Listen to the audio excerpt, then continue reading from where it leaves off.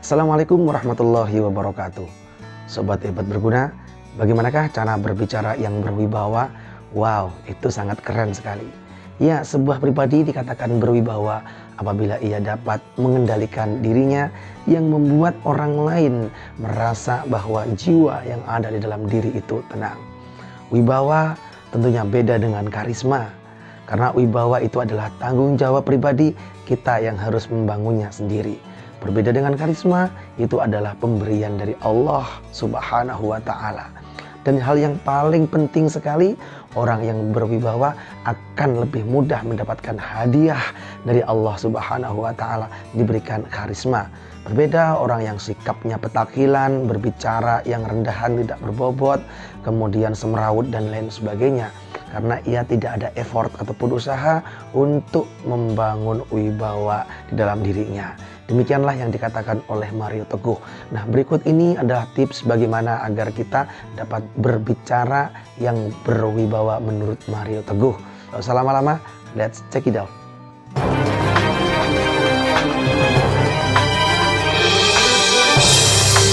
Pertama, jangan terlalu banyak gerakan tubuh. Karena wibawa itu adalah jiwa yang damai. Dan jiwa yang damai itu kuat dan tidak goyang.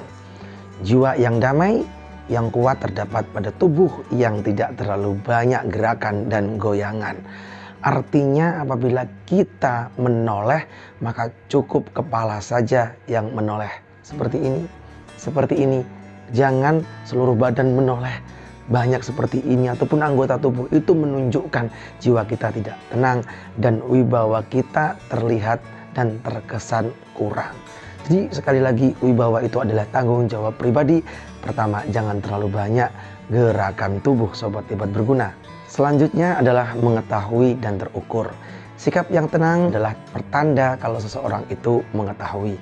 Berbeda dengan orang yang tidak tahu, pasti kelihatan dalam dirinya ada kegelisahan ataupun anxiety dan juga kekhawatiran.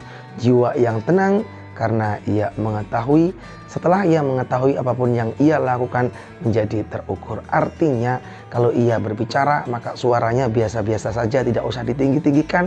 Apabila ia menoleh, menggerakkan badan, semuanya menjadi terukur. Itu adalah salah satu indikator bagaimana dapat menjadi orang yang berwibawa saat berbicara. Selanjutnya adalah bersikap tidak tergesa-gesa. Orang yang berwibawa tidak akan menunjukkan sikapnya yang tergesa-gesa di saat berbicara dengan orang lain ataupun membantah dan juga berargumen. Di sini ada contoh apabila orang yang tidak berwibawa tentunya ia akan tergesa-gesa untuk segera memotong pembicaraan orang lain, entah untuk kepentingan membela diri, berargumen dan lain sebagainya. Namun untuk orang yang berwibawa, meskipun ia tahu bagaimana cara mematahkan argumennya, ia tetap sabar menunggu lawan bicaranya menyampaikan argumennya sampai selesai, ditunggu dengan sabar, senyum, dan setelah ia selesai menyampaikannya, barulah ia mematahkannya dengan cara yang anggun, ringan, dan berwibawa serta berbobot. Dan yang terpenting lagi, untuk orang yang berwibawa, ia tidak akan pernah menikmati seolah-olah ia menang dalam perdebatannya. Ini sesuatu yang harus kita garis bawahi, sobat hebat berguna. Selanjutnya, karena wibawa itu adalah tanggung jawab pribadi, maka mulailah kita mengawali di saat berbicara dengan orang lain menggunakan suara dalam. Bagaimana seseorang dapat dikatakan berwibawa? Lah wong dia ketika berbicara saja menggunakan suara yang melengking, yang tinggi, kekhawatiran dan lain sebagainya. Oke, ini sekali lagi wibawa adalah tanggung jawab pribadi dan kita yang membangun. Salah satu caranya adalah mulailah berbicara dengan suara yang dalam. Bagaimana contohnya? Assalamualaikum warahmatullahi wabarakatuh. Bukan Assalamualaikum warahmatullahi wabarakatuh. Nah, ini akan mengurangi wibawa kita. Demikian ini adalah menurut Mario Teguh. Setiap orang memiliki teori ataupun cara masing-masing. Ya, selanjutnya sobat hebat berguna, mulailah memilih kata-kata yang tepat. Ya, karena memilih kata-kata yang pas, yang tepat ini juga tak kalah penting agar kita menjadi orang yang berwibawa.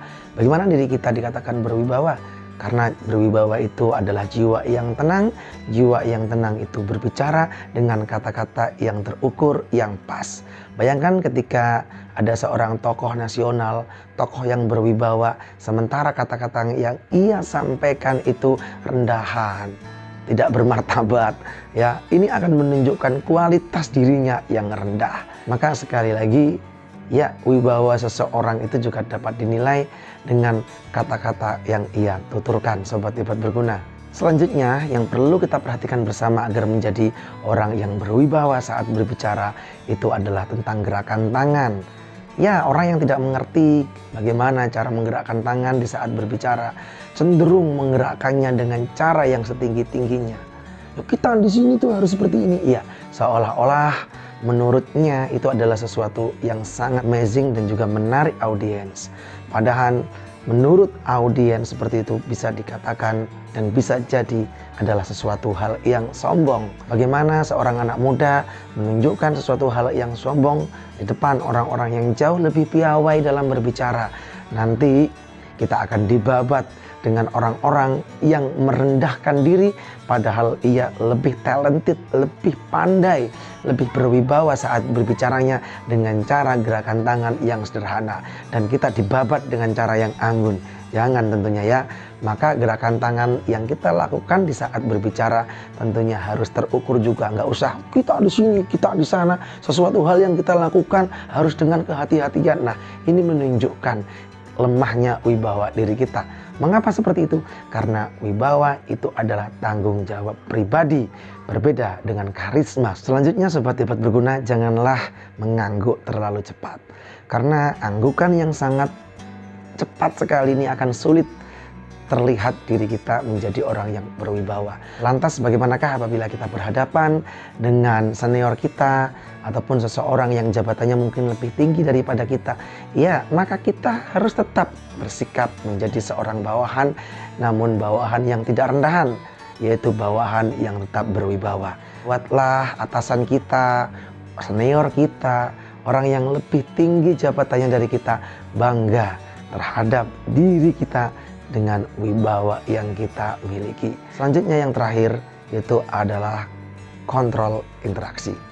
Karena kewibawaan seseorang saat berbicara itu dipengaruhi oleh kedamaian jiwa. Maka satu hal yang harus kita lakukan adalah selalu mengkontrol agar jiwa kita tetap damai. Bagaimana kita menghindari yang namanya konflik. Orang hebat itu adalah menjadikan masalah besar menjadi kecil dan menjadikan masalah kecil seolah-olah tidak ada. Maka dengan kontrol interaksi, kontrol kedamaian jiwa, itu akan mempermudah diri kita untuk membangun wibawa. Sobat Hebat Berguna, demikianlah tadi tips agar kita menjadi pribadi yang berwibawa. Semoga bermanfaat untuk kita semuanya. Dan ini juga sebagai closing statement, wibawa berbeda dengan karisma. Wibawa adalah tanggung jawab pribadi, kita sendiri yang menentukan, kita sendiri yang membangun. Namun karisma adalah hadiah ataupun pemberian dari Tuhan. Namun yang paling penting di sini, orang yang membangun wibawa akan lebih cepat mendapatkan hadiah dari Tuhan, yaitu karisma. Orang yang tidak membangun wibawa, ia akan susah mendapatkan karisma. Oke Sobat Hebat Berguna, ini sesuatu hal yang penting yang harus kita garis bawahi. Demikianlah konten ini, semoga bermanfaat untuk kita bersama. Amin ya rabbal alamin. Terima kasih ya sudah selalu mendukung channel ini meskipun hanya menekan tombol subscribe, like, dan share. Semoga bermanfaat. See you next time. Wassalamualaikum warahmatullahi wabarakatuh.